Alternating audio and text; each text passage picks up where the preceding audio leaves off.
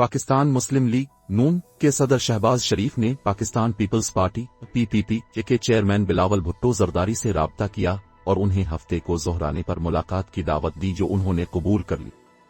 Don अखबार की report के मुताबिक कौमी असेंबली में अपोजिशन लीडर शहबाज शरीफ ने दूसरी बड़ी अपोजिशन जमात के चेयरमैन को फोन किया और मुल्क की मौजूदा सियासी सूरत हाल पर तबादला ख्याल किया।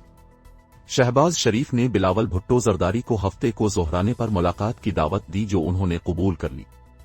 बिलावल भुट्टो जरदारी जुमेरात को अपने वालिद और साबिक सदर आसिफ अली जरदारी के हमरा लाहौर पहुंचे थे।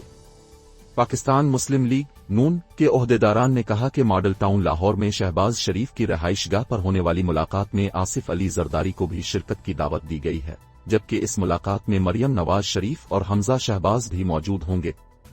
ताहम पाकिस्तान पीपल्स पार्टी के जराये का कहना था कि आसिफ अली जरदारी बिलावल भुट्टो के हमरा मुलाकात के लिए जाएंगे या नहीं, इस हवाले से पार्टी में मशावरत जारी है।